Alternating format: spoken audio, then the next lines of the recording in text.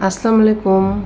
তো আজকে যেই জিনিসটা নিয়ে কথা বলতে আসলাম সেটা হলো বর্তমানে অনেক চর্চিত একটা বিষয়। অনেকেই ভাবছিল হয়তোবা সে বেঁচে যাবে, কিন্তু তার বাঁচার অবস্থা মতো ছিল না। তার অবস্থা মানে বেঁচে থাকার মতো সিচুয়েশন ছিল না।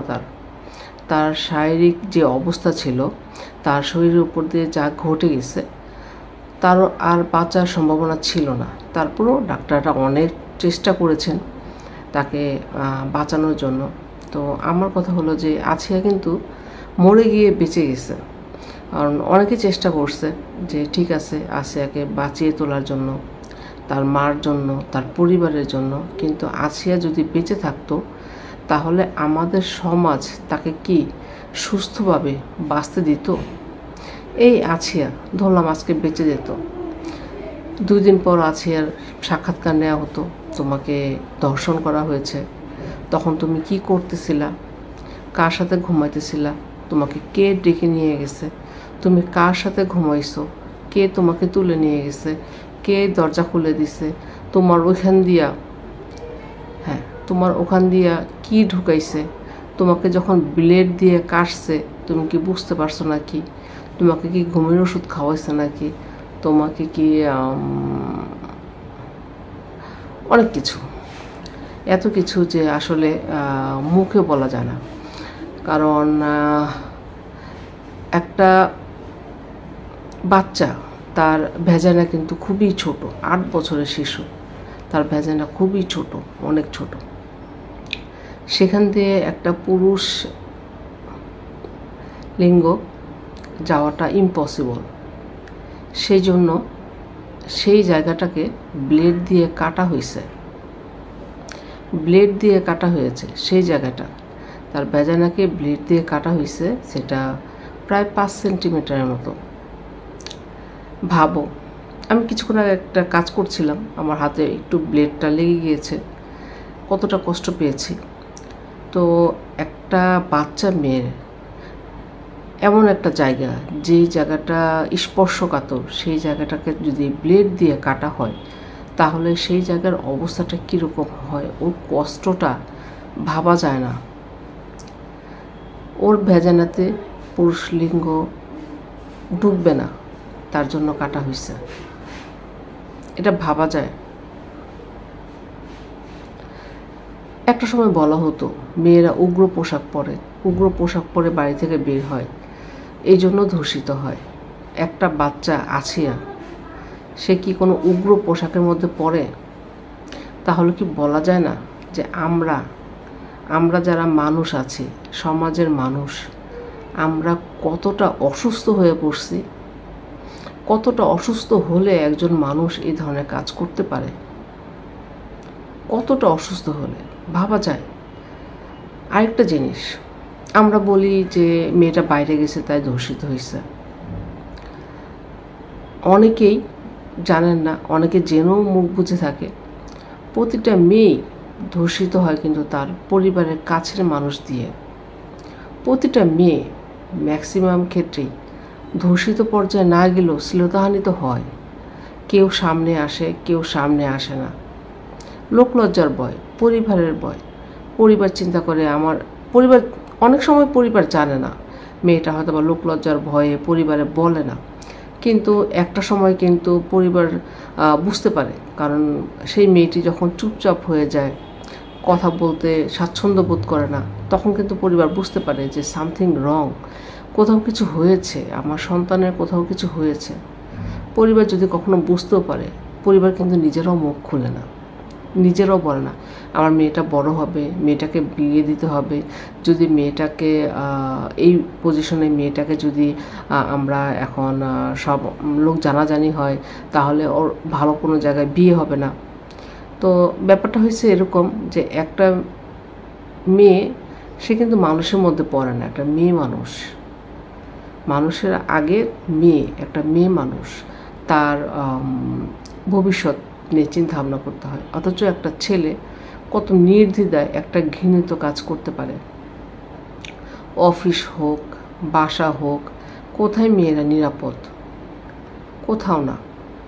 এখন এই আছিয়ার জন্য পুরো বাংলাদেশ কাঁদছে, কোটি কোটি মানুষ কষ্ট পাচ্ছে, কোটি কোটি মানুষ তারা আসিয়ার জন্য দোয়া করেছে। ইভেন দেশের বাইরে যারা বাঙালি আছেন তারাও আসিয়ার জন্য অনেক কষ্ট পেয়েছে এবং অনেক দোয়া করেছে। সবাই চেষ্টা করেছে যে আসলে আসিয়া ভালো হয়ে যাক, কিন্তু ও যে ভালো হলে ওকে ভালো থাকতে পারতো? আমরা কি ওকে থাকতে দিতাম? আমাদের সমাজ কি ওকে থাকতে দিত? এটা কিন্তু সবাই একটু ভাবার বিষয়। মেয়ে মানুষ বলে কথা, মেয়ে মানুষ, সে অস্পর্শী থাকবে, কেউ তাকে ছুবে না। আমরা যারা অফিস গোয়িং আছি, স্কুল কলেজ গোয়িং আছি, আমাদের অনেক মেয়েরা যারা স্কুল কলেজ পাবলিক ট্রান্সপোর্টে চলাফেরা করে, আমাদের গায়ে কি কেউ হাত দেয় না? আমরা কি শ্লীলতাহানি থেকে দূরে আছি? আমরা কি যার যার জায়গা থেকে প্রতিবাদ করছি না? কারণটা কি? আমি চিন্তা করি, আমি যদি প্রতিবাদ করি তাহলে 10 জন শুনবে, জানবে, হয়তোবা মেয়েটাকেই খারাপ বলবে, আমাকেই খারাপ বলবে। কিন্তু আমরা এগুলির ঊর্ধ্বে গিয়ে যদি প্রতিবাদ করি, একজন মেয়ে সে প্রতিবাদ করুক, ওই লোকটা সেকেন্ড টাইম সাহস পাবে না অন্য কোনো মেয়ের গায়ে হাত দিতে। তাহলে প্রতিবাদের ভাষা কিন্তু একটা মেয়ের অবশ্যই জানা উচিত, আর এটা পরিবার থেকে শিক্ষা দেওয়া উচিত প্রতিটা মেয়েকেই, যে তোমাকে যদি কোনো ছেলে কোনোভাবে রাস্তাঘাটে শ্লীলতাহানি করার চেষ্টা করে, তোমার গায়ে হাত দেওয়ার চেষ্টা করে, তুমি অবশ্যই সেটার প্রতিবাদ করবা। কিন্তু আমার মনে হয় আমাদের পরিবারগুলি, বিশেষ করে আমাদের বাংলাদেশের যে পরিবার আছে, আমাদের পরিবার থেকে এটা শিক্ষা দেওয়া হয়, হ্যাঁ ছেলেরা যা বলে বলুক, তুমি মাথা নিচু করে চলে আসবা বাসায়। ছেলেরা যা করা করুক, তুমি মাথা নিচু করে বাসায় চলে আসবা। অন্যকে বলার দরকারটা কি? জানানোর দরকারটা কি? করার দরকারটা কি? প্রতিবাদ করার কোনো প্রয়োজন নাই। তুমি মেয়ে, তোমাকে বিয়ে দিতে হবে, সমাজ জানাজানি হবে। তো এই হলো অবস্থা। তো মেয়েরা ধর্ষিত হোক আর ধর্ষিত না হোক, শ্লীলতাহানি তো সব জায়গাতে হচ্ছে। আমরা শ্লীলতাহানি সব জায়গায় হচ্ছে। যখন আমরা বাসে উঠি, পাবলিক ট্রান্সপোর্টে উঠি, আমাদের গা ঘেঁষে যেভাবে মানুষ বসে, ছেলেরা, কিছু বলার আছে? আমরা যখন একটা মেয়ে উঠি, একটা গাড়িতে বসি, আমাদের দুই পা ঠিক এভাবে আমরা একটার সাথে লাগিয়ে রাখি, আর আমাদের পাশে যখন একটা ছেলে বসে, সেটা জাস্ট এভাবে বসে, মানে পুরো সিটের 4 ভাগে 3 ভাগ তার, ঠিক আছে? আর তার পাশের যে মেয়েটা আছে, সেই মেয়েটা বসলে বসতে পারুক, না বসলে না বসতে পারুক, তার বিষয়। তো ধর্ষিত আমরা সবাই হচ্ছি, ধর্ষিত হচ্ছে না? সবাই হচ্ছি। প্রতিবাদ অনেকেই করছি, অনেকেই করছি না। এখন সময় আসছে, আপনারা আপনাদের পরিবার থেকে আপনাদের মেয়ে যে আছে তাকে প্রতিবাদ শেখান, প্রতিবাদের ভাষা শেখান। প্রতিবাদ করাটা খুব জরুরি। যখন সে ছোটোবেলা থেকে প্রতিবাদ করতে শিখবে, বড় হয়ে কিন্তু সে সেই মনোবল নিয়ে বড় হবে এবং সে কিন্তু সেই প্রতিবাদটা করতে পারবে, এবং সে ফিউচারে, ভবিষ্যতে তার যেখানে বিয়ে হবে, তার কিন্তু প্রতিবাদ করার ভাষাটা জানার কারণে সে কিন্তু তার পরিবার থেকে নিজেকে রক্ষাও করতে পারবে। হ্যাঁ, একটা মেয়ে বিয়ে হলে সে কোন পরিবেশে যাচ্ছে, কীরকম পরিবেশে যাচ্ছে, এটা কিন্তু আমরা কেউ বলতে পারি না। যেমন আছিয়ার বোন, আছিয়া আজকে ওর মুমূর্ষ অবস্থা বলে, ও মরে গিয়েছে বলে পুরা বাংলাদেশ জেনেছে, সবাই জেনেছে। কিন্তু আছিয়া বোনের কথা কি আমরা জানি যে সে যে ধর্ষিত হচ্ছে না? যার স্বামী তার নিজের বোনকে ধর্ষণ করতে পারে, যার স্বামী তার নিজের বোনকে ধর্ষণ করতে পারে, তাহলে এই মেয়েটা বিবাহের দিন থেকে ধর্ষিত হচ্ছে। পরিবার থেকে শিখাইয়া দেয় কীরকম? তোমার স্বামী যা বলবে তুমি তাই করবে, তোমার স্বামী যেটা করতে বলবে তুমি সেটাই করবে। যখন একটা মেয়ে বাসর ঘরে যায়, তাকে তার স্বামী যা বলে সে অনেক কিছুই জানে না, করতে বাধ্য হয়। এই মেয়েটার ক্ষেত্রে ঠিক তাই ঘটে আসছে, এবং এই মেয়েটা কিন্তু বিবাহের প্রথম দিন থেকেই ধর্ষিত হয়ে আসছে। এখন অনেকেই বলতে পারো আমার কথার সাথে অমিল রেখে যে হ্যাঁ, বিয়ে হয়েছে, বিয়ের পরে ধর্ষণ কিসের? ধর্ষণ এভাবে হয়, একটা মেয়ে যখন সে মানসিকভাবে সে প্রিপেয়ার্ড না, সে মিলিত হবে তার স্বামীর সাথে, তখন তাকে জোর করে তার শারীরিকভাবে মেলামেশা করাটা তার জন্য ধর্ষণের চেয়ে কোনো অংশে কম না।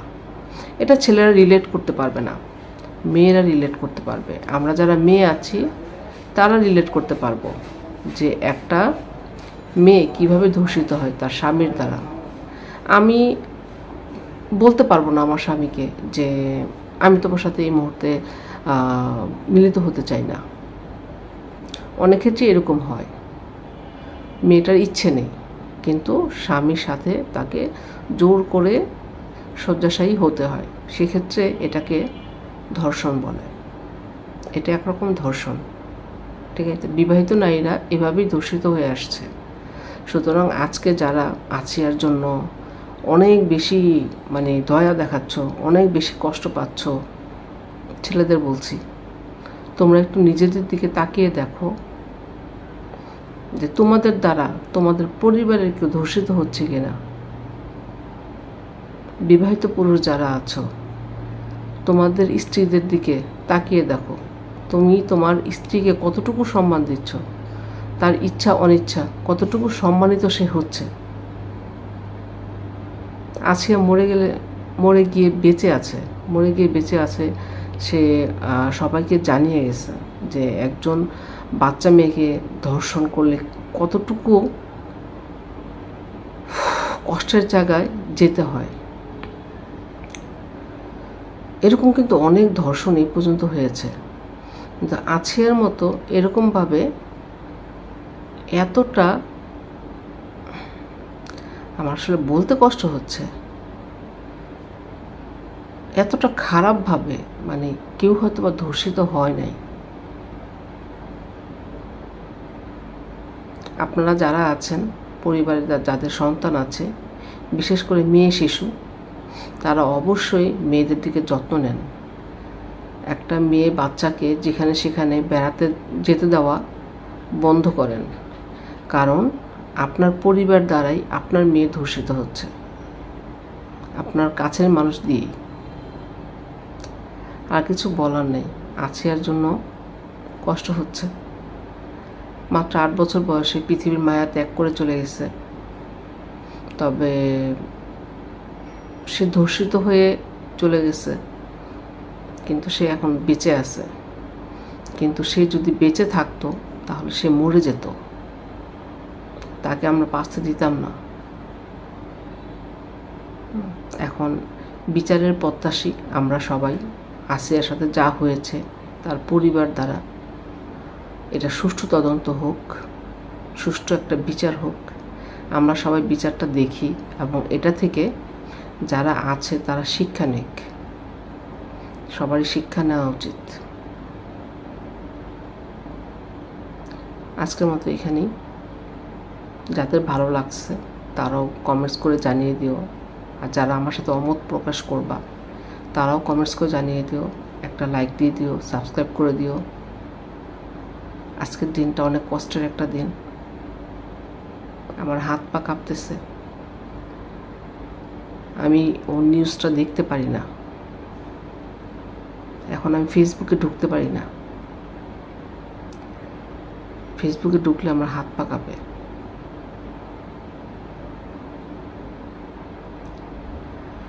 বাই।